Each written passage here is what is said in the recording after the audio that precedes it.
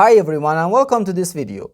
In this video we have 6 divided by 3 divided by 6 divided by 3. Our goal is to find the value of this expression. Are you ready to solve? Let's go and get it started. In this expression we have 3 divisions, and when we have more than one operation in one expression we have to work from left to right. So first, this division 6 divided by 3, which equals just 2. So we have 2 divided by 6 divided by 3. Now we have to do this division. 2 divided by 6. We can write 2 over 6. Then divided by 3.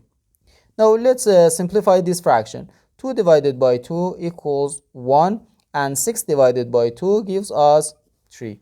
So we have 1 over 3 divided by 3.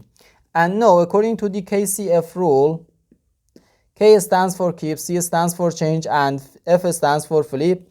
1 over 3 divided by 3 can be written as 1 over 3 then times 1 over 3. And this is equal to 1 over 3 times 3, which equals 9. So our final answer to this problem is just 1 over 9.